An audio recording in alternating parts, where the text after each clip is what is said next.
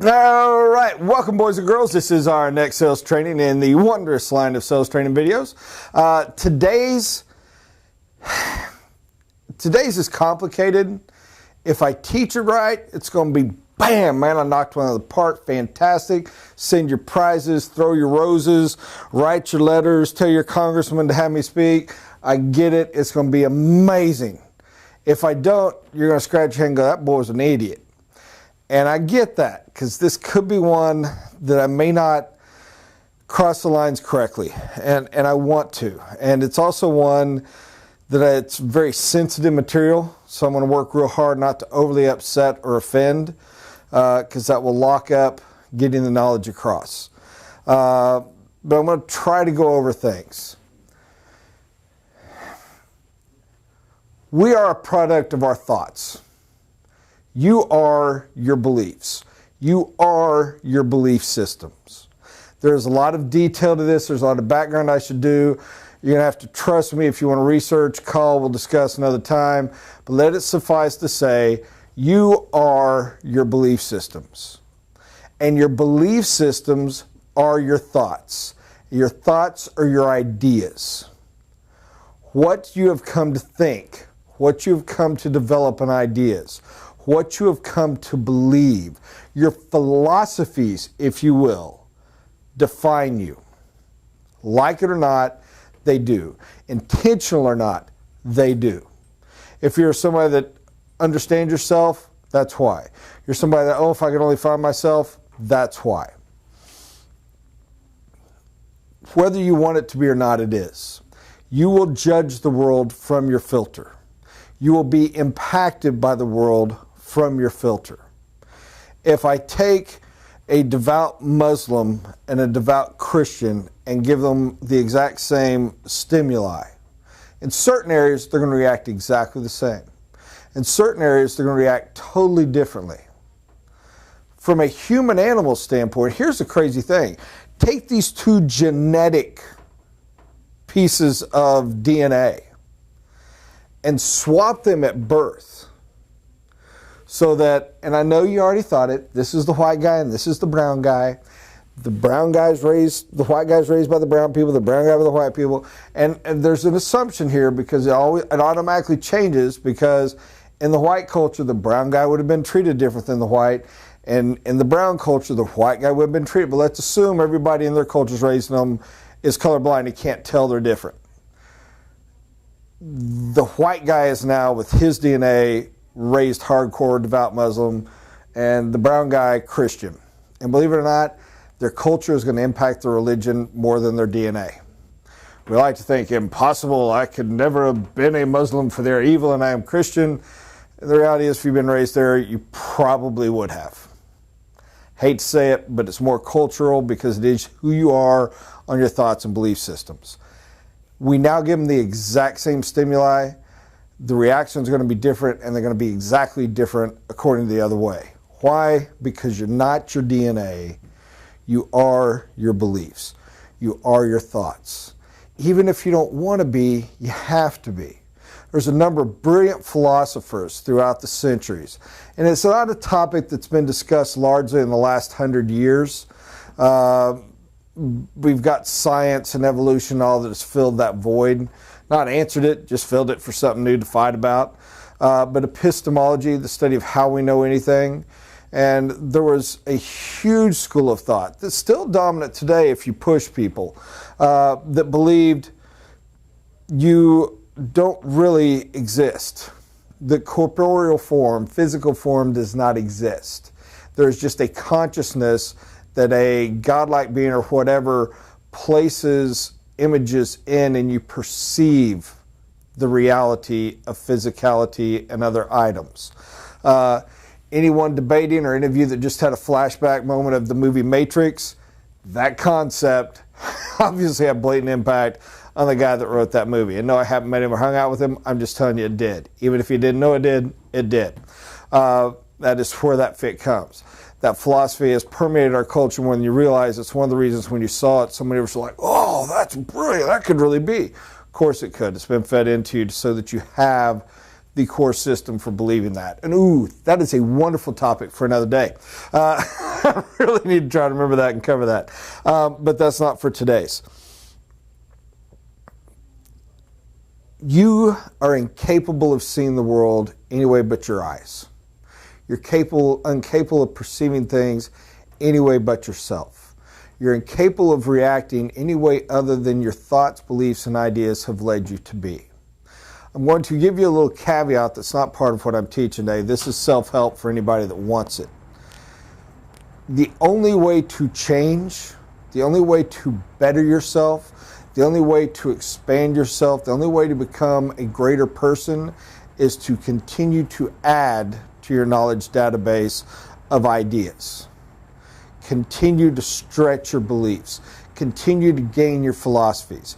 If you need a dramatic change, if it is a hardcore and if it's, I can't stop cheating, I can't stop cussing I can't stop smoking, I can't stop drinking, I can't stop using drugs, whatever.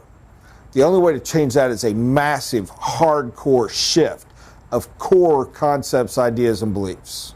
You can do that through a steady pounding of dominating, such as a 12-step program and constant meetings, so that nature that is one of your beliefs is constantly being beat down. But believe it or not, it's not chemical reactions, it's not something else, it is something that shifted in your philosophy. It could have been due to a trauma.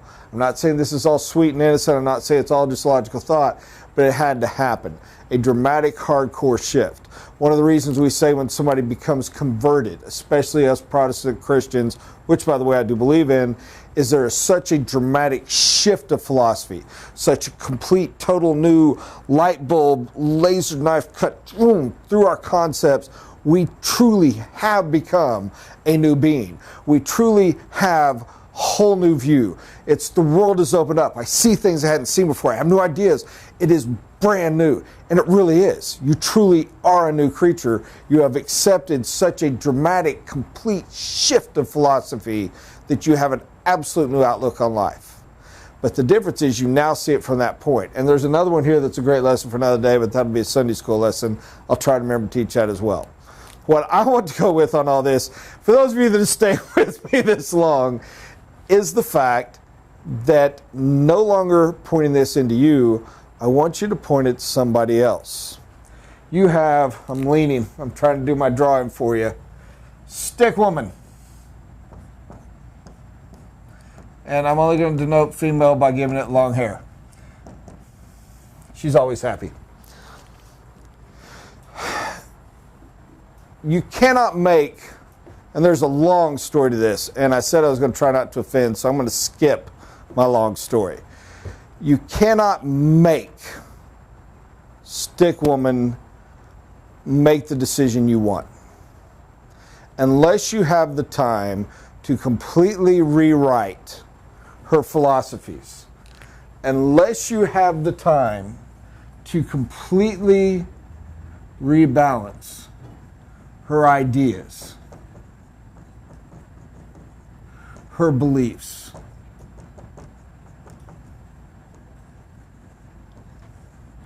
You cannot change the decision she's going to make. You can study her. You can learn about these. You can use those to guide her to the right decision. You can use those to educate her, but you cannot shift them. There's a massive, massive, massive lesson here that, yes, I'm not touching. I know you see it, and I'm sorry, but we're running out of time. All you can do is present. Now, all of this was taught not to go where you think I'm going to. All this was taught to deal with call reluctance. Death of a salesperson is call reluctance. Where you get killed is call reluctance. Where you fail is call reluctance. Yes, you need to close. Yes, you need to learn prayer. Yes, yes. But even closing, more often than not, is a type of call reluctance. And I'm going to tell you why. You put yourself out there. You give your best pitch. Let's do the old dating thing. You go on the date. And I'm a man, so I got to deal from a men's standpoint. Women, it's exactly the same on the other side. You go to the date and you decide, I'm going to risk it. You're young, you're stupid. So you're going to open it up. This girl's magnificent. She's special. She's going to love me. She's going to get me. She's going to see me. And I'm going to completely, in full vulnerability, lay myself out there. I'm going to expose my heart.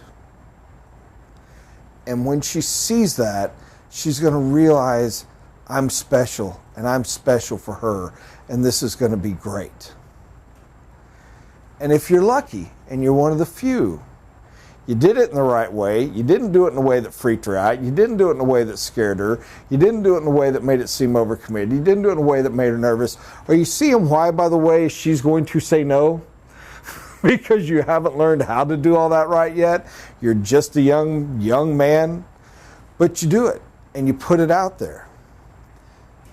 You can't control her philosophies, ideas, and beliefs. You can't control how she understands it. If you could get in her head and give her your exact knowledge, you know what? I challenge you, probably every single time, you would have been completely accepted. But because she can't climb in your head and you can't climb in hers, she's going to react in a natural way. Ejection, boom, arrow, hurt, pain, cripple, holy cow. The next time you're going to offer this, to the point eventually, I ain't offering nothing, woman. You're going to have to get a sledgehammer and beat in, and then I may give you a window. Any wonder why we're kind of scarred sometimes as a society? Women, same way. How many times have you opened yourself up to a man? I am going to be a princess. I'm going to welcome the prince. I'm going to share all my beauty, everything, at times even physical, what I'm going to give. And now, we are one. Love me. Thanks, babe. Oh. Next time, men are skunked. Oh, shields, protections, guards, broken beliefs, broken philosophies, broken ideas. How does this relate to sales? It relates everything to sales. It's why you have call reluctance, because you don't want that broken heart. You don't want that rejection. Here is the truth. Understand this. I pray I teach this right. It matters so much. You cannot be rejected. You put it all out. Your job is to serve. Your job is to guide. Keep in mind, I'm stressing, I'm not talking about manipulation to the point of unethics. I'm not talking about cheating. I'm not talking about con men. I'm talking about Zig Ziglar here, helping other people get what they want, you get what you want. I'm talking about loving people. I'm talking about serving people. I'm talking about having a good product that matters and guiding them. Your job is to do that the best you can. Hopefully, as you get better, you will come to learn how better to understand their philosophies, their ideas, their beliefs, their needs. As you better understand those, you better understand the needs, you will do a better job of serving. But let's assume you're a novice and you haven't learned all that yet. Your job is to present, to educate, to lay out facts, absolutely the perfect best you can. Should stick for your lady, say yes when you're done? Absolutely. Does that mean she will? Absolutely not. Why? Because she has her own mind. She perceives the world in her own way. Maybe you weren't able to educate the point yet. Maybe you were. Maybe there's something else that there's nowhere for you to ever get to. Maybe she got taken advantage of. A last salesperson point, well, listen, doesn't matter. If she says yes, that's on her. If she says no, that's on her. Your job is to put it out there. A no is not an arrow at you. The closest you should ever let it be of ownership is it's an arrow at your presentation. You're rejecting my presentation? I'll get better. Please be kind enough to tell me what part you rejected on it so I can learn more. That ain't you. Your presentation ain't you. And guess what? When it hurts your feelings, you may think it's because of that and it hurts you because your body presentation. Absolutely not. It was you that felt rejected because you took personal ownership. You owned her yes or no. You cannot own her yes or no. Her yes is a yes to her beliefs and philosophies. Her no is a no to her beliefs and philosophies. Not you, not yours. There's a caveat to this. You don't get to celebrate with the yes either. A yes is still better than no. It's money in the bank. It's things to do. But this is not a game of sports. This is not when you get a yes. Yeah, oh, celebrate, woo, cool, we did it, yeah, high five, let's go, come on, man, we gotta go party. You know why? Because that's only true if it's about you. It doesn't get to be about you on the yeses and not about you on the nos. You can't live that lie. That dichotomy is going to catch up. It's not about you. If it's not about you, how can that hurt? If it's not about you, how can you worry about making a call? How can you fear a presentation? How can you fear a sale? I make a phone call, I get a lead, and I call and they reject me. Now, I would have to do a lot of research to find out that the reason that this man or woman was rude to me on the phone was because they just found out that their cat had run away and their kid was failing math and their husband didn't care. I'd reject you too. And I ain't rejecting you. I'm rejecting my own life. It's hurting right now. You don't have time to go to that kind of research to make yourself feel better. If I own the phone call, I'm going to have to. You know what you got to do? Hey, just wanted to call and follow up. You had requested for more information. I don't want to talk to you right now. Boom. That's their philosophies. Next. If it's, oh, thank goodness you called. Fabulous. I'm happy to share with you information. You know what? That joy and happiness is not me that they're happy about. They were happy about the ideas. Somebody else making the exact same phone call would have gotten the exact same reaction. You don't get to own the big or the bad because it's not about you. Now, there's a ton of work to do to learn to better understand the logic. There's a credible amount of work to do to learn to understand your product better. There's an amazing amount of work to do to learn to do the best presentation possible. But all of that is external of you. A yes does not hit your heart. A no does not hit your heart. But as long as a yes or a no is about your heart, as long as a yes or a no is about accepting you or rejecting you, you are going to get crushed by sales. You're going to have call reluctance to the point, going to have nervous breakdowns and cry.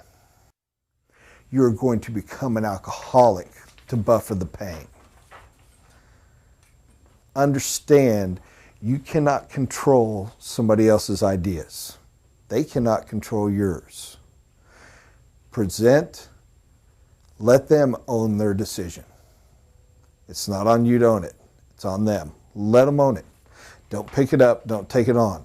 Don't take their knife and throw it in your own heart. Hope this helped. It's been very important to me. I pray I presented it well enough that it did some value to you. God bless, guys. Thanks for watching.